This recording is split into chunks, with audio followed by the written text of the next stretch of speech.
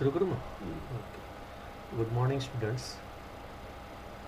Today we'll start our first chapter of 9th class, is motion. So before going to this class, let's study about the motion. In motion,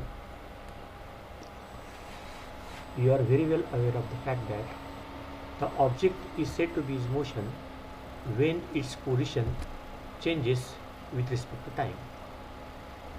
That means when a body is said to be in motion when its position changes continuously with respect to the stationary object taken as a reference point. Now dear student, here in this definition of motion, it is very important to understand the concept of reference point. What is the reference point? For example, when a position changes of a car changes continuously with respect to the stationary object like house, tree, etc., we say that the car is in motion. Now let me describe this one into detail. Now when you are moving through a bus, that means if you are sitting in bus, then whatever the objects are there outside, you will find that these objects are in motion. But the reference point is very important. For example, if you are on the surface of the earth and if you are stationary, tree is also stationary, but when you will look from the moon, then that time earth is continuously in rotation. So in that case you can say that both of you are in motion even though you are stationary on the surface of the earth. So that is the importance of the reference point. That means the reference point should be considered, and according to the reference point only you have to describe the motion. Now let us describe about the distance traveled and displacement. That means the concept of distance and displacement. Now what is distance?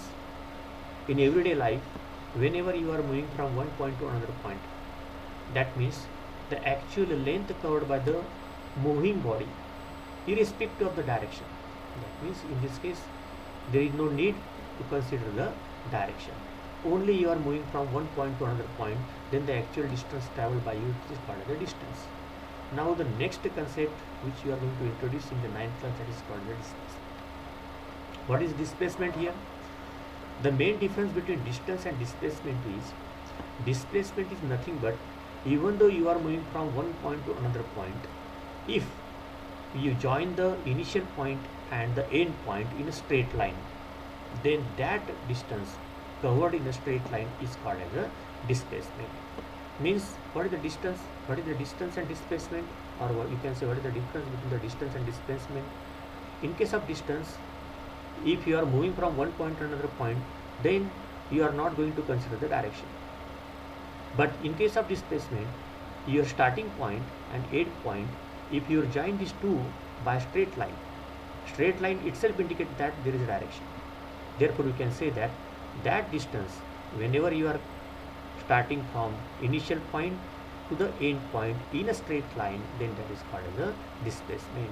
Here you can see the definition. When a body moves from one point to another point, the distance traveled refers to the actual length of indirect path, whereas the displacement refers to the straight line path between the initial and final position. Now distance and displacement. Here I am going to tell you a new concept about the scalar quantity and vector quantity. Now distance is a scalar quantity, whereas displacement is a vector quantity. Now what is meant by scalar quantity? Scalar quantity means it has having only magnitude, but there is no specific direction. That means whenever you want to derive about the definition of scalar quantity, there is no need to specify the direction. Only about the magnitude you have to tell. In case of displacement, the displacement is a vector quantity. That means you have to consider magnitude as well as direction. So in case of displacement, direction is very important. So remember dear student, distance is a scalar quantity in which only magnitude you will require, whereas the displacement is a vector quantity. In that case you will require magnitude as well as direction.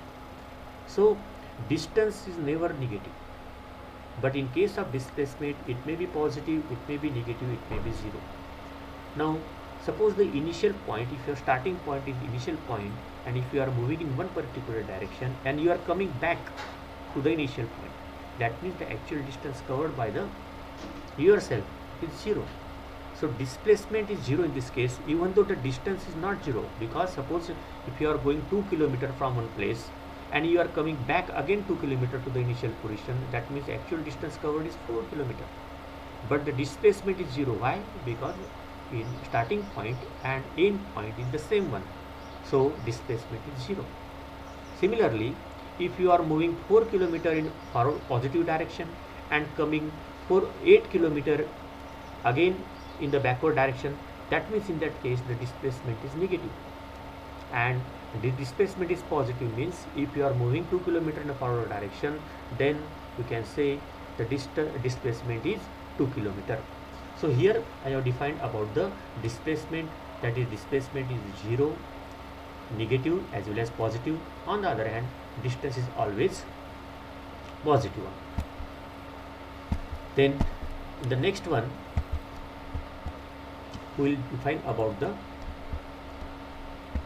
motion, that means uniform motion and non-uniform motion. So uniform motion and non-uniform motion, in these two definition, in uniform motion, whenever the body is moving or traveling equal distances in equal interval of time. Now let me explain in detail.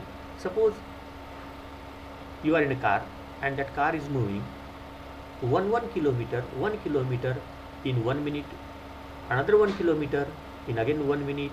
That means for 1 kilometer 1 minute, 2 kilometer 2 minute, 2 kilometer 2 minute, 3 kilometer 3 minute, like that one. So you can say that in this case the car is moving with uniform motion. That means the car is traveling equal distances in equal interval of time. If you want to come down to the second, that means if the car is moving 4 meter in 1 second, 8 meter in 2 seconds, like that one, then you can say that the motion is uniform motion. Now in case of non-uniform motion means if the body covers unequal distance in equal interval of time, then that is called as a non-uniform motion. So in our general life, always the object moves in a non-uniform motion in most of the cases. For example, if the bus starts from the rest, that means from the, you can say the bus stand, then that time the bus is is at rest position. Then the driver starts the bus, then the bus starts. If the bus is moving through a market area, then sometimes it has to decrease the speed, sometimes it has to increase the speed, sometimes it has to stop also. So this type of motion is called the non-uniform motion, because in this case the bus is not at all going to cover equal distance in equal interval of time. So this uniform motion and non-uniform motion can be represented graphically as shown below. In this graph now, here x-axis I have taken time and on y-axis I have taken distance. So if you plot the graph of uniform motion, that means if the bus is traveling equal distance in equal interval of time, then you will get the graph like this. This graph is nothing but the straight line graph passing through the origin. You will learn in detail how to plot the graph in the next session. But here you can see that while plotting the graph, already you know very well how to plot the graph. If you are having the coordinate x and y axis, then you can plot the graph very easily. So if you are having distance and time, then you can plot this graph, and if the nature of the graph is straight line, then that is called as a uniform motion. On the other hand, in this second graph, on x-axis I have taken time and on the y-axis I have taken distance. So here you can say the graph is not straight line. So the nature of the graph is like this one. Why it is so? Because the object or the bus is not gone through the, or not covered the equal distance in equal interval of time, or you can see it covers unequal distance in equal interval of time. That's why you got the nature of the graph is like this. So always remember, uniform motion it means a straight line graph, and non-uniform motion means not straight line graph. It is something like this. Now proceeding for the next slide, next one, that is speed, velocity and acceleration. Now speed, in lower classes all of you are very well aware of the definition of the speed. That means speed is equal to distance traveled upon time taken, and in most of the cases we have used this equation also. Now Average speed. Whenever you are dealing with the average speed, then you are going to define that average speed of the body is the total distance traveled divided by the total time taken to cover this distance. That means this formula you can write average speed is equal to total distance traveled upon total time taken. Now uniform speed. A body has uniform speed if it travels equal distance in equal interval of time, no matter how small this time interval may be. That is called as the uniform speed. Okay. Now in this case, we have defined about the speed, average speed, and uniform speed. Now the next term which we will study in this class, that is nothing but the velocity. Now what is the difference between the speed and velocity? Here again the speed is nothing but the scalar quantity, already I told you, but here the velocity is nothing but the vector quantity. Now what is by vector quantity? Having magnitude as well as direction. So in speed, suppose I tell you that the car is moving with a speed of 80 km per hour, then it may go in any direction because I am not going to specify the direction here. But if I specify the direction, that means if the car is moving 80 km per hour to the west side or to the east side or to the any one of the direction, if I specify, then that quantity becomes the velocity. This means that velocity is having magnitude as well as direction, whereas speed is not having a specific direction, only it is having the magnitude. That is the difference between the velocity and speed. So in speed, in the formula for speed, we have written that speed is equal to distance upon time. But here whenever you are deriving the formula for velocity, then you must keep it in mind that distance now becomes the displacement, because distance is a scalar quantity whereas the displacement is a vector quantity and velocity is a vector quantity. Therefore in this formula you have to write displacement upon time taken. That is the main difference between the speed and velocity. Now what about the SI unit of velocity? The SI unit of velocity is same as that of the speed. Remember dear students, from the unit here you cannot say that the quantity is a vector quantity or scalar quantity like that one, because the speed is having meter per second and velocity is having meter per second. But whenever you are deriving the formula, in that case you will come to know that once you speak about the velocity, that means the velocity is a vector quantity. So both velocity is having the same unit as that of the speed. So bigger unit is no doubt kilometer per hour. Now after deriving the velocity, we will proceed for the uniform velocity. What is uniform velocity? As you know about the uniform motion, in the same case you have to derive the uniform velocity. Only here you have to use the formula for the velocity or the definition of velocity. That means the definition of velocity is nothing but what? Having the magnitude and direction. That means displacement upon time. So in case of uniform velocity, a body has uniform velocity if it travels in a specified direction in a straight line and moves over equal distance and equal interval of time. Now you see here, equal distances in equal interval of time, this one we have taken in uniform motion.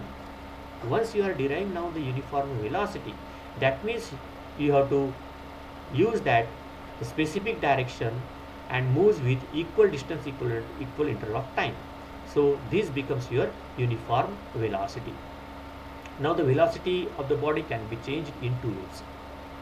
As I told you about the velocity having magnitude as well as direction, out of these two things, if you change any one, suppose if you change the speed, then you can say that the rate of change of speed, or you can say once you are changing the speed, that means the velocity is also changing. If you are changing the direction, then you can say that also there is a changing velocity. Now in detail we will learn this about on a circular motion. In that case the velocity changes either by changing the magnitude or by changing the direction. So this is a very important thing, you have to keep it in mind.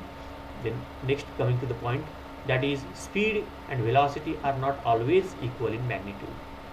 The magnitude of speed and velocity of a moving body is equal only if body moves in a straight line. If however body doesn't move in a straight line, when the speed and velocity of the body are not equal, the average speed of moving body can never be zero, but the average velocity of the body can be zero. After defining this speed, displacement, distance, velocity. Now we will define the next term, that is called as the acceleration.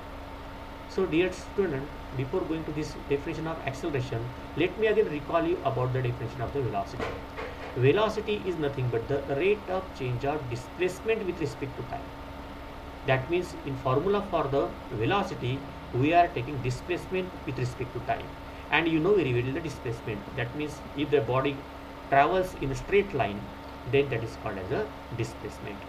So from displacement, we have derived about the velocity, that is rate of change of displacement with respect to time. Now in case of acceleration, we have to take the help of, you can say, you have to take the help of the velocity. That means the rate of change of velocity with respect to time. Now very simple thing, this acceleration, you can take the word from the accelerator. Whenever you are driving the two-wheeler or four-wheeler, that time in your right hand there is an accelerator. So what happens if you use that accelerator from rest position? So that time you can say that acceleration, if you change, that means ultimately the velocity changes. If the velocity changes with respect to time, then that term is called as an acceleration. So dear student, here I can write the definition of acceleration, that rate of change of velocity with respect to time is called as an acceleration. So here again the two terms, uniform acceleration and non-uniform acceleration. If the uniform acceleration, if the velocity, rate of change of velocity with respect to the body, you can say that increases equal amount in equal interval of time, or you can say the body has a uniform acceleration if it travels in a straight line and its velocity increase by equal amount in equal interval of time, then that is called as uniform acceleration. Or on the other hand, non-uniform acceleration is nothing but the body has a non-uniform acceleration if its velocity increases by unequal amount in equal interval of time. That is called as a non-uniform acceleration. The graph you can see here, I have taken on x-axis the time and y-axis as a velocity. If the graph is in a straight line, then that is called as a uniform acceleration.